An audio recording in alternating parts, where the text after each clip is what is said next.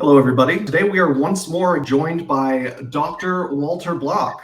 We interviewed him about 2 years ago. He is back now. We are going to be discussing his work, particularly that pertaining to his thesis, Defending the Undefendable. There have been 3 so far. In case you don't know who Dr. Block is, he's an Austrian School economist and anarcho-libertarian philosopher, Harold E. Wirth Eminent Scholar Chair of Economics and Professor of Economics at Loyola University, New Orleans, and is a senior fellow with the Ludwig von Mises Institute. How are you doing this afternoon, Dr. Block? Pretty good. I'd better be good with that introduction. Absolutely. You were great last time, so. I'll do my best.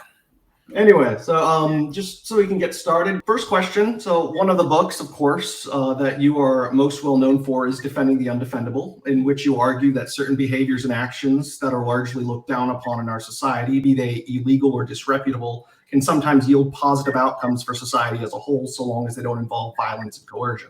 What was the inspiration behind the development of your thesis? And furthermore, where would we draw the line between what constitutes as morally permissible and impermissible? Well, how did I start? First of all, let me say that there are now 3 books in this series. Here is the first book that came out in 1976, I think it was. And here is the second book that came out in 2009. And here is the third in the series, which just came out in 2019. Oh, wow. I wasn't aware you had the third one before today. So. Yeah, I've got 3 and I'm working on the 4th. Oh, nice. The first one was written because I was doing my PhD dissertation at Columbia, and I found it very boring. It was an econometric study of rent control, and it was really boring, but I had to do it because I wanted to get the PhD and become a professor. And what I did is I gave myself a reward and penalty situation. I said, if I just do this econometric study, I can take one whole day and do whatever I want. And what I would do, I would do the part of the dissertation, and then I would write about what a great guy the pimp was, or something like that. And then I would do another bit on the dissertation, and then I would write about what a great guy, well, not a great guy, but why it should be legal, why blackmailer should be legal. And then by the time I finished my dissertation, I had about 30 of these articles. And I stuck them together and I called it a book. And what they all had in common was that the articles that I had written when I gave myself time off as a reward, they all had something in common. And what they had in common was not a one of them violated the non-aggression principle. Non-aggression principle is you can do anything you damn well please. Just keep your mitts to yourself. Don't grab other people or their property without their permission. Now, boxing is okay. You know, you and I could get into the boxing ring and punch each other if we agreed to. But if we didn't agree and I punched you or you punched me, that would not be kosher. And so what I said is that all of these things that I wrote about were either illegal or reviled and hated by everybody, like yelling fire in a crowded theater, you know, very bad, and blackmail is against the law, and drugs, and, you know, that is not aspirin drugs, but marijuana, cocaine drugs are illegal. And so I called it Defending the Undefendable. I think it should have been Defending the Indefensible, but I'm not very literary, so I created a new word, I think. And then in Microsoft Word recognizes it. Well, maybe because of me or in spite of me, who knows? I don't know. And then I, over the years, had more instances, so I came up with volume 2 and 3, and I'm now working on volume 4. When's that going to be due out? Like, do you have a general window when you want to get that released? I'm a lazy bum. It'll take forever, maybe in a year or 2, and I've got other things that I want to do. So it just sort of every once in a while I come up with this great idea. Oh, I've got to write about this, and I stick it in a drawer somewhere, or nowadays with a computer file. But in a year or 2, I'll have enough, maybe 30 more instances, and then I'll have volume 4. All right.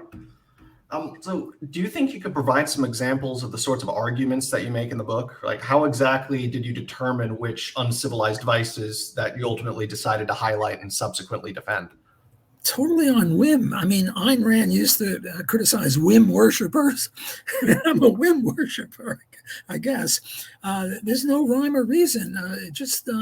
Well, let me give you an example of defending two. I'll just read off a list of the chapters. The multinational enterprise or the smuggler, corporate raider, home worker, hatchet man, he's somebody who fires people, daycare provider, automator. That's a few from volume 2. Here's a few from volume 3. And again, you'll see there's no real pattern. It's just that what they all have in common is that they're hated, reviled, or illegal, and yet they don't violate rights. The anarchist, the flag burner, the blasphemer, the hater, the diversity critic, the voluntary slave owner. And then in volume 1, let me just give you a few here. That was the very first one that came out, and these were my rewards for writing. The drug pusher, the prostitute, pimp, male chauvinist pig, denier of academic freedom, blackmailer, libeler, person who yells far in a crowded theater, gypsy cab driver, ticket scalper, dishonest cop. The dishonest cop is somebody who doesn't arrest people for victimless crimes and maybe even takes a bribe on the ground that it's better. Let's say there's a prostitute, consenting adults, and he sees the prostitute. The best thing for him to do, the dishonest cop, is just look the other way, even though he is supposed to arrest her. The next best thing would be to allow her to bribe him. The next best thing would extort her, namely say, look, lady, I'm supposed to arrest you, but give me $100 or sexual services and I'll let you go. That's better than arresting her from the point of view that she's an innocent person. And if she prefers to give sexual services rather than put in jail, that would be better from her point of view. So these are just numerous examples of the theme or the thesis that there are many, many, many things that we can do that are prohibited by law and yet are shouldn't be prohibited by law. Now, you mentioned morality. A lot of these things are immoral. But we libertarians aren't really into what's morality and what's immoral. What we're into is what should be legal, which is an aspect of morality, but not the whole of morality. So we look at things with eyeglasses. Should the thing be legal or not? And not whether it's moral. Look, it's probably immoral, although I'm no expert in morality. I think I'm more of an expert in what is libertarianism. But it's probably immoral to take heroin or to be a lazy bum. But being a lazy bum is not a violation of rights, and taking heroin is not a violation of rights, and blackmailing someone is not a violation of rights. Extortion is, but not blackmail. Because in both cases, extortion and blackmail, what you do is you make an offer and a threat and a demand for money. Only in one case, blackmail, what you're threatening is to be a gossip, right? And in extortion, what you're threatening is to, look, if I blackmail you, I'm going to say, look, I saw you with a woman who isn't your wife. I'm going to tell your wife unless you give me money. That would be blackmail. Do I have a right to tell your wife that you were out with another lady? Oh, because ultimately he has a choice then. Well, no, yeah. That's not the key, because you have a choice. Now extortion is, give me your money or I'll shoot you. You still have a choice. You could try to grab my gun. But when I say I'm going to shoot you, that's a violation of rights. Whereas if I just say I'm going to tell your wife you've been with another lady, that's just gossip. And I have a right, free speech or whatever it is, to talk to your wife or to send her a letter. So it's not a matter of choice. It's a matter of what the threat is. And in one case, the threat is to do something that I have a right to do. In the other case, the threat is to do something I certainly have no right to do. And so I'm not defending extortion. I don't defend rape. I don't defend kidnapping. I don't defend fraud or, punching people, except if they agree to be punched, like in a boxing ring. But I do defend people telling other people's wives that their husband was out with some other lady. So the key is the NAP then. That's the fundamental cornerstone of it. Okay. The non-aggression principle coupled with private property rights, because you just can't have the non-aggression principle, because suppose I come over and I grab your shirt. Did I violate your rights? Well, it depends upon who's the rightful owner of that shirt you're now wearing. If you stole it from me yesterday, I'm just repossessing it. But obviously, you didn't steal it from me yesterday. And if I grab your shirt, then I'm violating rights. So the way I see libertarianism, it's two sides of one coin. One side is the non-aggression principle. The other side is private property rights based on homesteading and buying and selling and any other voluntary interaction. So it goes without saying that many of the things that you discuss are actually wildly unpopular in today's society. And if possible, how do you propose we go about working to ensure that these things become culturally destigmatized? How do I work to make them culturally destigmatized? Well, yes. That's an interesting way to put it. I once wrote something, and the criticism was, well, you're not going to convince anybody of that. And what I said was, look, I'd like to convince everyone to be a libertarian, but that's not why I write. Why I write is because I just got to get it off my chest, because it's sort of bubbling up into me. And if I don't write it, I'll burst. I can relate. And sometimes I think that if I were on a desert island or the last man on the earth, I would still write, even if no one would see it. So for me, destigmatizing, converting people to libertarianism, I'm in favor of that, but it's sort of secondary. The main reason I write is I just, if I don't, I'll burst. I'll literally burst. Well, not literally, but I'll feel awful if I can't get this out of me and onto paper or onto a screen. But I would like to destigmatize these things. Well, no, that's not really true, because some of these things should be stigmatized. We shouldn't, use heroin. Heroin is not good. I'm against using heroin, and I'm against prostitution. I have a wife, I have a mother. Well, she's passed away. I have a sister, a daughter. I wouldn't want any of them to be a prostitute. I think prostitution is very bad. So I want it to remain stigmatized. I want young people to be told, don't engage in prostitution. There are better ways of relating with each other, kind of thing, right? I'm sort of conservative in that way. So I don't really want to destigmatize it, but I don't want prostitutes to be arrested, because that would violate the non-aggression principle. I want to promote liberty. So you've made certain statements in the past, both in your writings and in various interviews, that have been considered controversial by some. One example would be the argument about unwanted advances in the workplace not technically qualifying as coercion, and that laws preventing harassment in the workplace would technically violate the rights of a business owner who may otherwise be against having such policies there. So while it's true that the involuntary nature of such a government mandate would itself be considered an act of coercion, how is it that this would supersede the individual rights of the worker being harassed? Because if I understand the argument correctly, how would this also not fall under the umbrella of coercion? That's a very good question. I don't know how to describe it. A very interesting issue. Look, suppose I advertise for female workers, and I say what I want is somebody who can type and who will provide sexual services for me. Both. Did I violate any rights yet?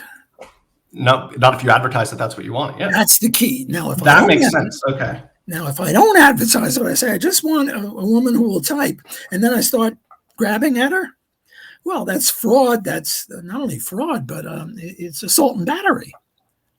So what I'm saying is harassment is okay if it's agreed upon.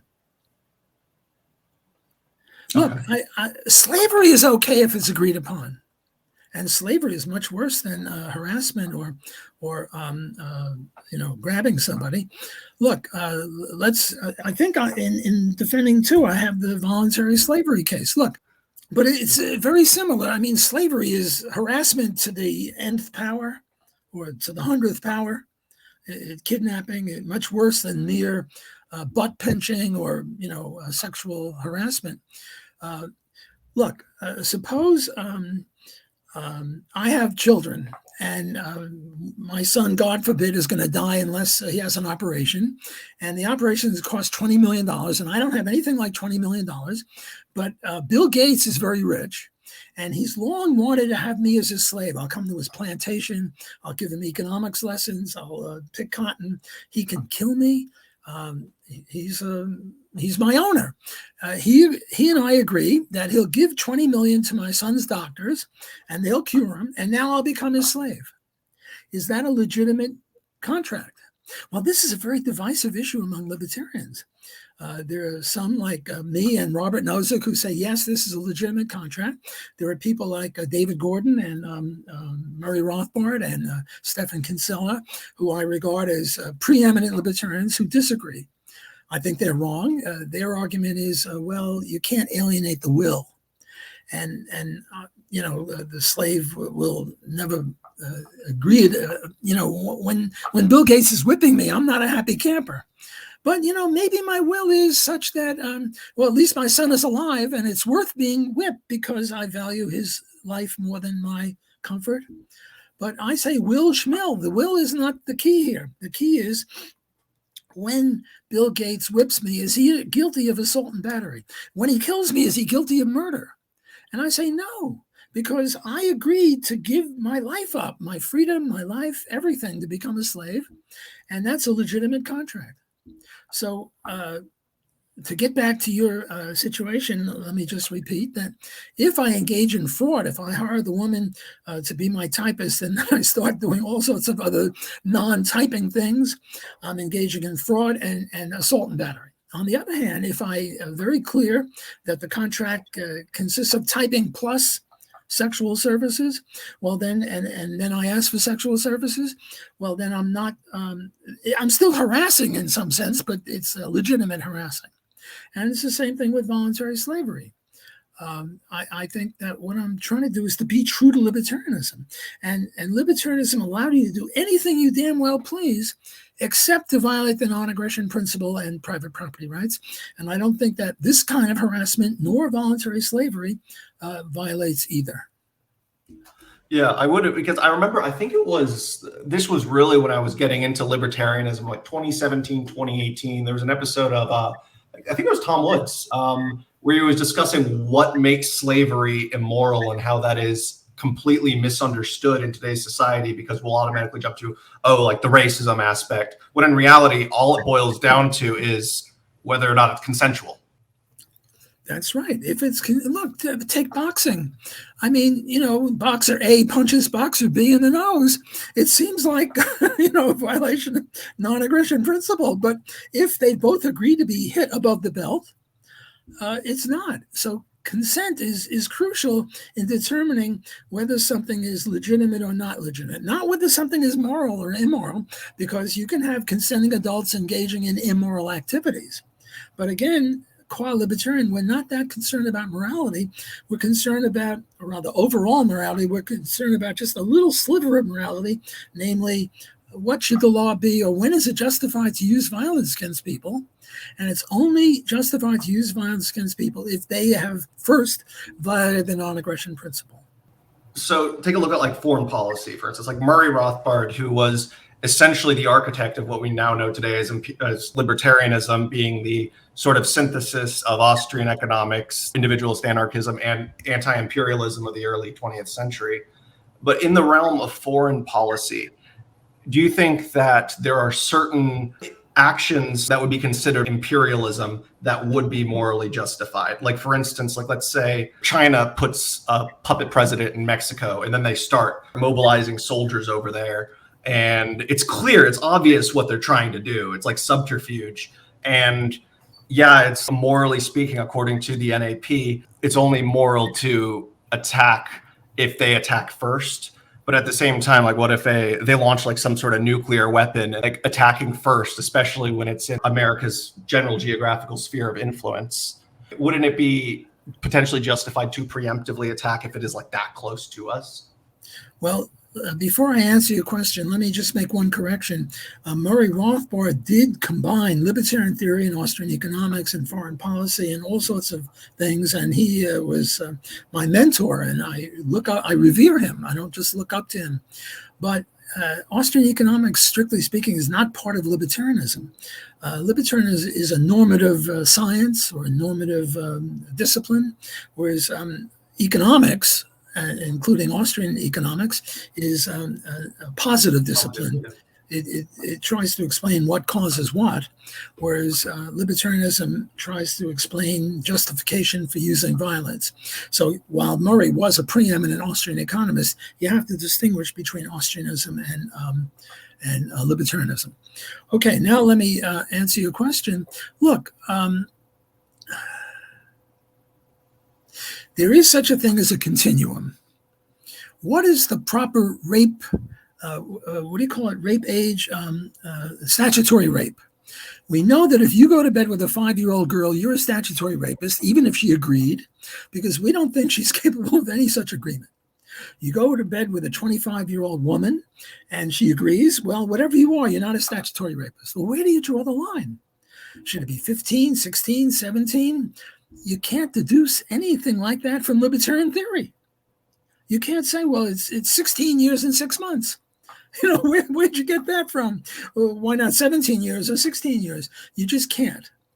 Another continuum problem is, I'm now going to punch you. If you have a cruise missile, do you have a right to shoot it at me? Assuming you wouldn't hit anyone else but me? No, you don't have a right to do that because, look, we're friends, the context, I'm trying to illustrate a point, and the odds of me reaching you with my fist for, 3,000 miles away, the whole thing is silly. On the other hand, if we're in a dark alley and I sort of reach out and you think that the light off of my wristwatch is a knife, can you shoot me? Yes, that's self-defense. But there's a continuum. How close do you have to get to your perpetrator before the defendant, the victim, can take action? You can't deduce that from libertarian theory. It's a continuum. You have to have reasonable man or something like that. Just like in the case of statutory rape, you know, it's somewhere around 16 or 17 or 18, depending upon maturity. And you know that when I threaten to punch you 3,000 miles away, that's not a viable threat. But there's a continuum. Now, look, if the Chinese are starting in, well, look, let's take the fact. Let's take the a real case when the Russians put nuclear bombs in Cuba. Was that a threat? I think so. I think it was a threat. And I think that JFK was justified in putting a, what do you call it, around Cuba, a blockade. The blockade with the Bay of Pigs? Right? Yeah, a blockade around Cuba, which is an act of war. You know, you put a blockade around a country, it's an act of war, but Russia started. Well, not exactly, because we, the United States, had nuclear weapons all around Russia, in Turkey and Greece and here and there and everywhere. So what happened finally was that the Russians agreed to take their nukes out of Cuba if we took nukes away from, I think it was Turkey. Turkey, or wherever it was. But that's only my opinion. And some other libertarian might say, well, you know, a nuke is, it's harmless unless it's launched. My, what do you call it? Common sense or prudential judgment would be a better word. My prudential judgment is that this was not a threat, and that putting nukes in Cuba was a threat, and putting nukes in Turkey or wherever the U.S. did was also a threat. And another threat. Let's take the what do you call it? War, the Ukraine war. Now, when 1991, when the Soviet Union busted up, the Warsaw Pact disbanded. NATO should have disbanded. The Cold War was over. Instead, NATO keeps creeping eastward toward Russia. We basically still treat it like the USSR. Yes, right. and in many ways, Russia is more free enterprise. Putin was quoting Milton Friedman the other day positively, whereas you're not going to find Biden quoting Milton Friedman positively, or that would be a rare occurrence. We keep creeping eastward. How would we like it if Brazil was our big enemy, and Brazil kept creeping upwards, and then installing a very hostile government in Mexico? We wouldn't like that. Well, so I'm sort of on the Russian side of the Ukraine. I blame the U.S. and NATO for creeping there, but this is prudential judgment. Some other libertarian might take a different view, and when you get into these continuum problems, it's not so clear. Now we have to argue prudential judgment, man in the common man or average man, or something like that. So that would be the way I would answer the question of China, doing something in Mexico, and now the Mexicans are about to attack us. How long do we have to wait? We don't have to wait to see the whites of their eyes. Remember that expression? Bunker Hill, right? Bunker Hill. We don't have to wait that long. On the other hand, if the Chinese leaders say something the U.S. thinks, well, that's not enough. They have to do more than that. But, again, it's a continuing problem, and there's no definitive libertarian answer where you can say, well, that's it. My view, Ukraine is the bad guy and NATO is the bad guy. There are other libertarians who say the very opposite. So now onto the slavery part. The discussion of subjects like slavery and indentured service have come up in much of your work, and you convincingly argue that such practices are permissible so long as one's entrance into servitude isn't the result of force or coercion. That said, how would you envision such a system to work in the 21st century? And furthermore, in a stateless society, how would we be able to ensure that the person or entity to whom an individual is indentured doesn't violate the specific terms of the covenant that is laid out prior to the indenture? Well, that's I guess if you have governments, what the role of governments is supposed to be is to uphold the NAP. Look, among libertarians, I discern four different groups. There's the anarcho-capitalists at the top because they're most consistent with the NAP, and the person most associated with that would be Murray Rothbard. The next group, a little bit down, would be minarchists, minimal government libertarians, and the most famous people who adhere to that or are responsible for that would be Ayn Rand and Robert Nozick. And here, what the government has one role to protect citizens' person and property right. And to that extent, they have only three legitimate institutions: armies, to keep foreign bad guys off of us, not to export democracy or to export the U.S. way of doing things everywhere, police to keep local bad guys off of us, not for victimless crimes, but for real crimes, and courts to determine who the good guys and the bad guys are. Third would be constitutionalists, and the person most associated with that would be Ron Paul. Yeah. And why is this a third group? Because, and by the way, Constitution as interpreted by him or by Judge Andrew Napolitano. The correct way. Right. Not as interpreted by even the present Supreme Court, very strictly. And here you add, the reason I'm putting it a little lower is because in the Constitution, there are post offices and post roads, and we shouldn't have that. And then the fourth level of libertarian would be, I call classical liberals. And this would be Hayek and Friedman. And the idea here is, yes, you have armies, courts, and police, and post offices and post roads, but you also have, public goods and health and a little bit of welfare, very little bit of welfare. I once asked Milton Friedman what would be the ideal percentage of the government expenditure of GDP. He said 10%. So very minimal government.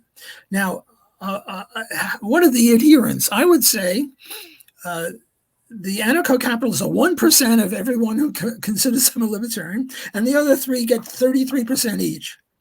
Namely, the anarcho-capitalists, there are very few radical anarcho-capitalists of people who call themselves libertarians and are considered libertarians.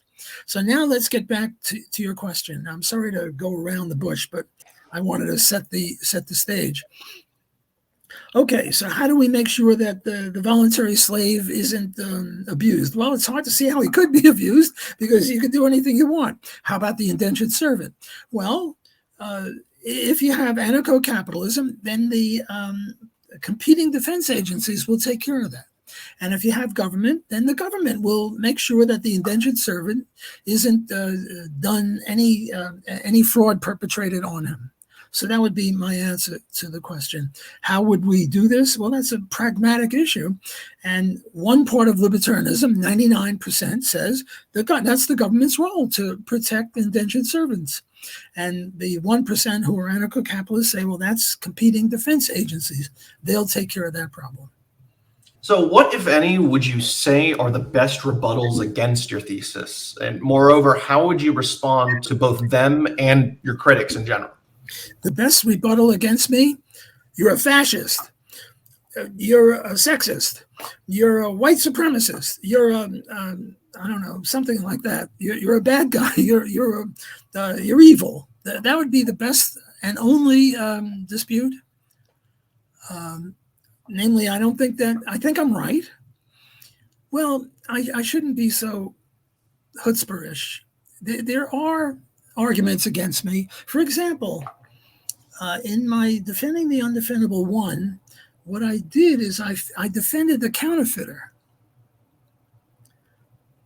The counterfeiter of counterfeit money, that is, not the counterfeit of legitimate money. And three people, all of whom I admire, Matt Mackay in Poland, Laura Davidson, a writer, and Bob Murphy, all disagreed with me. They said they liked Defending the Undefendable, but this one chapter is wrong. And they wrote articles saying why I was wrong, because I'd screw up the money, because if I started, if everyone was counterfeiting money, we'd have inflation that would hurt other people. And what I did is I wrote rebuttals or rejoinders to all three of them. So I shouldn't be so high and mighty and say there are no legitimate arguments against me. There are. I think they're wrong. And when people write an article in a referee journal or a law review, I reply, and I think I had the last word and the correct word. The last word reminds me of something. There was this guy, Sherwin Rosen, I think, a Chicago economist. And he said, is there any room for liaison between Austrians and mainstreamers? And he said, no, because everything that the Austrians said that was right was now incorporated into mainstream economics, and everything else that wasn't incorporated is all wrong. So, and what's his proof of this? There are more mainstream economists than there are Austrians. So me and my co-authors, we wrote a thing saying, look, you can't determine the truth based on popularity, because at one time everyone thought the earth was flat and everyone thought that the sun revolved around the earth. That's why populism is so dangerous. Yeah. Right. So what we did is we said, look, if you want to get an objective method of the truth, whenever there's a debate between Austrians and neoclassicals, whoever publishes last is right, which is also silly because you might publish something and I publish something and then you publish something and then I die. Look, I'm a lot older than you and my life expectancy is short. So you're going to win because I died? I mean, the whole thing is crazy.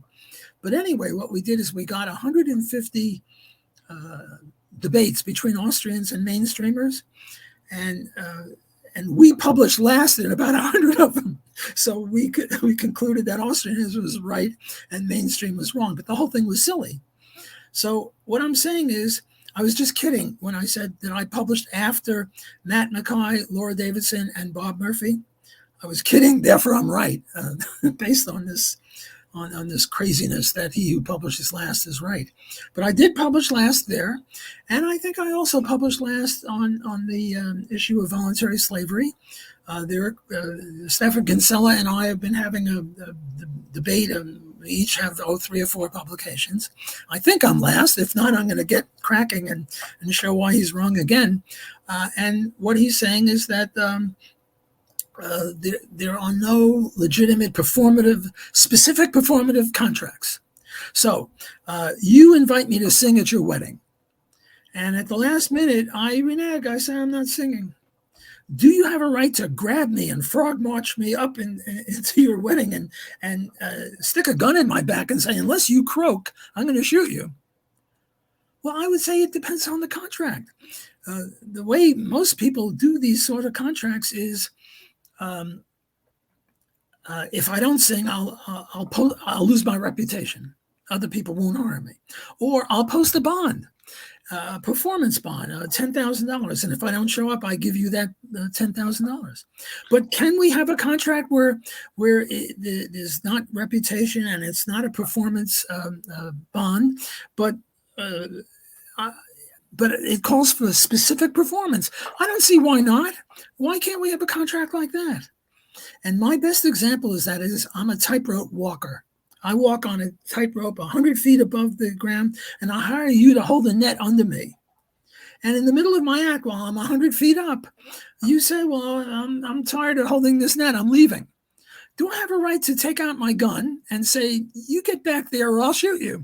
I think I do, because we have a contract.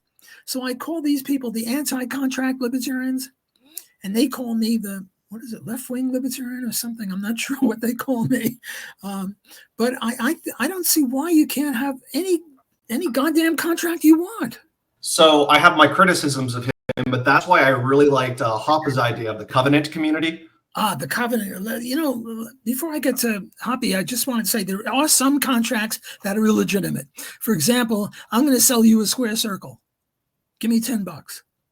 You can't have a contract for a square circle because it's a contradiction in terms. But otherwise, you should have a contract. Now, on Hans, I regard Hans as one of the preeminent libertarian theoreticians. But this, what do you call it, covenant community? I'm a critic of that, because what he says is that, I forget the exact words, so this is just a paraphrase. What he says is that gays and Democrats and commies and other people like that should be excluded from society. He doesn't say excluded from his covenant or his guarded community. He says excluded from society. I interpreted it as he was using that as an example of, like, if there's a society that doesn't want them, then if that is in the contract. No. Wait. Okay. I must have read that 20 times and written 15 times why he's wrong.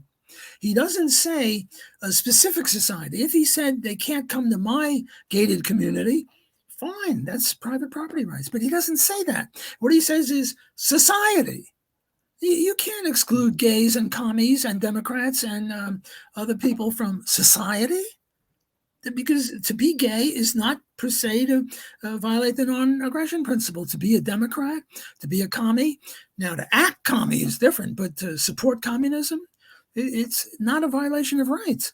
So I wrote to him and I said, look, this is a typographical error on your part. Just change the goddamn thing.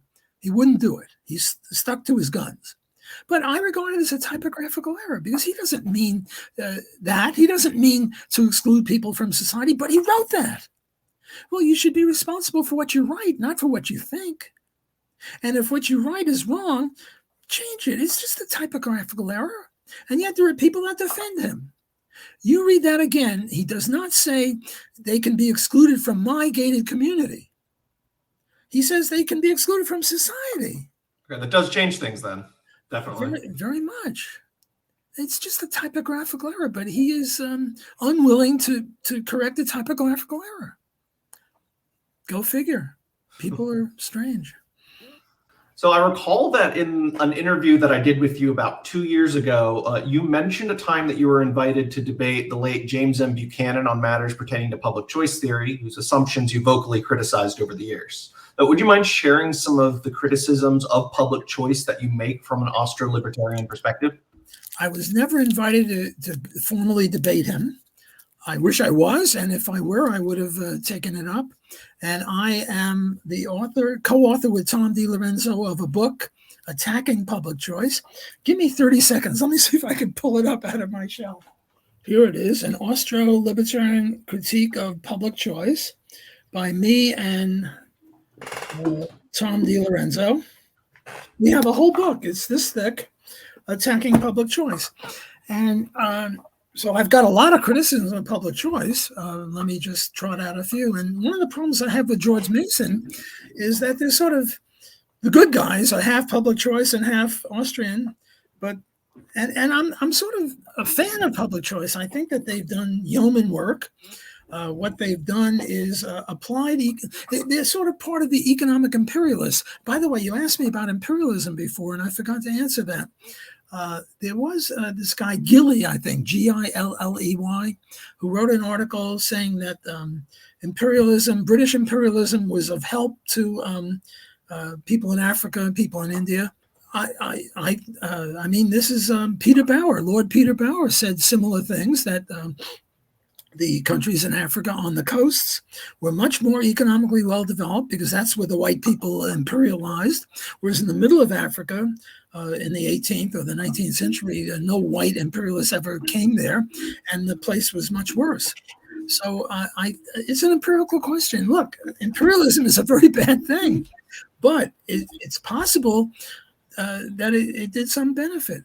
Look, suppose I attempt to shoot you with a gun. I'm going to shoot you, and I miss, and I kill some murderer who was about to kill an innocent person. Am I a good guy or a bad guy? My intent was very bad. My intent was to kill you, an innocent person, but I missed and I killed a murderer, saving an innocent person's life. Well, the goal of the imperialists was not to help, but they might have helped anyway. I think this sort of goes back to the voluntary aspect. I think of, like, you had the Roman Republic back in the post-Hellenistic age and during the Hellenistic age, which was far more expansionist and militaristic than the later Roman Empire. And it was interesting because, like, a lot of the barbarian, quote unquote, tribes and everything, you had the Roman governors that said, hey, we will offer you this infrastructure, we'll offer you like economic support if you come and join the empire, and a lot of them did. And so, like, I think, like, if there is to be a sort of justifiable form of imperialism, it would be that sort of voluntary expansion. Well, I don't know about justifiable, but what Gilley and Peter Bauer is saying is that it had some good effects. Mm-hmm. And it's an empirical question. Did it or didn't it?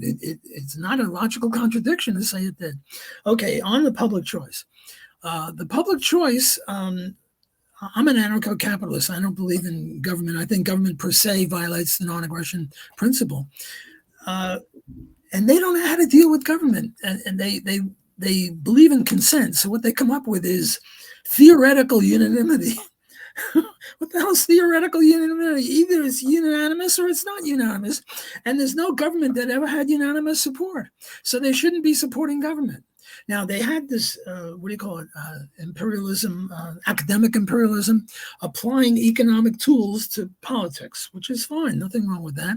And they've done a lot of good work on, agenda theory and elite theory, or who speaks first theory. And they've done a lot of good work on very technical stuff about politics. But their view on anarchism, they attack anarchists. And they favor government, and they think government is voluntary. Well, that's just crazy. And then a minor detail that they are big on, rent seeking. Yeah. Rent seeking is bad. What do they mean by rent seeking? Crony capitalism. Fine, that's bad. But why call it rent seeking? Why not call it booty seeking or theft seeking or robbery seeking or something like that? Why pick on rent? Rent is a perfectly nice thing. Why use that? I was always confused why they call it rent seeking too. Yeah, I mean, I rent an apartment, you rented a car. What's wrong with rent? Why pick rent? And my reasoning is that they're not as good a libertarian as they should be. If they were really good libertarians immersed in the non-aggression principle, they never would have picked rent. They would have picked robbery seeking or booty seeking or theft seeking or something like that. It's sort of indicative of where they're coming from. They're not as rabid a libertarian as I would like them to be. Well, these are just two tips of the iceberg. As I said, there's a whole book. And if you're interested in seeing an Austro-libertarian critique of public choice, that might be a good book for you. Another question. Back when you were much younger, you ran track, and you had a teammate. This was back when you were a socialist too, a certain politician, Bernie Sanders. So what was that like? Well, at the time, I was a pinko commie, just like Bernie. And I was more interested in girls and sports. He was interested in girls and sports plus politics. He was very political. I was not political. Bernie was one of the best runners in the whole city. His time in the mile was something like 4:30. I never broke 5. My best time was 5:05. But we ran the same events from the half mile, the mile, and cross country 2.5 miles. He was a magnificent runner, and not only he was the captain of the track team, not only because he was one of the best track people, but also because he had a lot of presence or leadership ability or something. He's a charismatic guy, yeah. Charismatic. He was very charismatic then. And it wasn't political. It was, people had a dispute. They would come to him. Look, you don't get to be a senator and maybe almost the president of the United States if you don't have some charisma. He had a lot of charisma then, and he still has it. He's a little weak on economics, but what the heck? But his heart is in the right place. I mean, he really wants to help people, I think, based on my knowledge of him. 4 years in high school and 1 year in college, Brooklyn College. We were together as freshmen there. Then he went off to Chicago. I really believe, not say Biden and not Paul Krugman, but Bernie Sanders, I really believe, wants to help people and is sort of a good guy intention-wise. It's just that he doesn't understand the first thing about economics. That's exactly the sense I've gotten too. I've talked with like other libertarians. Some of them say, "Oh, Bernie's like an evil commie and stuff." It's like, I think he's wrong, but he seems like he wants to help people, but like he just is proposing things that aren't actually going to succeed in the economics. Well, the question is then, is he evil? And I think he is evil because he is spouting forth evil nostrums, which will lead to misery, great misery. So I think he's not purposefully evil. I think he's purposefully good. But what he's doing is evil. And if you do a lot of evil acts, I guess you're evil. Or, I mean, not 24/7 when he's asleep, he's not evil. But most of his acts are evil because he's promoting socialism. And socialism is a death trap. And it impoverishes people, and it's unjust. So I think that he doesn't mean to be evil, but he is evil. Out of curiosity, what was the last time you communicated with him? Every 5 years, every 10 years. So, I invited Ron Paul to speak at Loyola University, and I like to introduce my students to all sides of opinion, and I've invited him to come to Loyola. And, didn't they used to co-sponsor bills too back in the day, I think? I'm sorry. Yes. On foreign policy, yes. On foreign policy, I don't think it was Ron Paul. I think it was Rand Paul and Bernie Sanders did co-sponsor some foreign policy things about U.S. stay out of whatever. And by the way, Bernie is pretty good on personal liberties like legalizing drugs, legalizing prostitution, legalizing gambling, legalizing pornography, even guns too. The NRA endorsed him back in like 91 because he was against gun control, at least then. Wow. It was like vote for the socialists. That was the name of the article. I'm glad you told me that. I didn't know that. So Bernie's an interesting character, and I've invited him to speak. I threatened him that if you come to New Orleans, let me host you at Loyola and next door Tulane, which has got 17,000 kids. And I figured, I could get him a big audience. I said, I'll never speak to you again. Not that would bother him. It's just kidding. But I do hope reasonably that if he comes to New Orleans or Louisiana, and if he comes to Louisiana, he'd have to come to New Orleans. That's where all the people are. He would allow me to host him. And I wouldn't... I wouldn't attack him. I don't believe it. I mean, if he wanted to debate, I would attack him. But I would start off with the following joke. And the joke goes as follows. Bernie Sanders runs away from nothing and no one. He doesn't run away from socialism, even when socialism wasn't as popular as it is now, because in large part because of his own efforts. He doesn't run away not only from ex-cons voting, but from convicts voting. But there's one person that he does run away from, and that's me. because he was one of the best runners in the city when we were in high school. And we both start off at the same starting line, and the gun would go off and he would run away from me. So he does run away from somebody. So that would be my introduction to him. So anyway, thank you so much for coming on today, Dr. Block. It was a great conversation, just like last time. Again, the books that he mentioned, the 3, Defending the Undefendables, and then the Austro-libertarian critique of public choice. Remember, everybody, support brick and mortar bookstores. And one final time, thank you so much for coming on. Have a happy new year. And I look forward to potentially talking with you again sometime. Great. Take care.